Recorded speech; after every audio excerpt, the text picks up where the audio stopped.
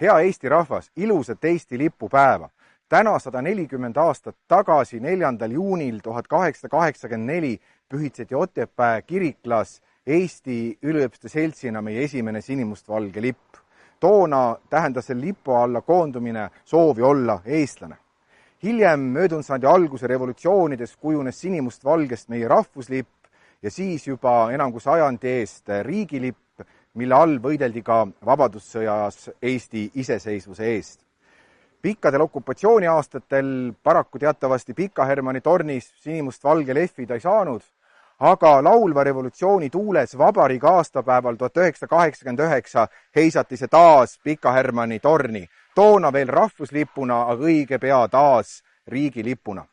Me oleme ju selles mõttes õnnelik rahvas, et meil on alles see päris esimene sinimustvalge lipp, mis Otepääl pühitseti ja mida täna saavad kõik käia vaatamas Tartus Eesti Rahva Muuseumis.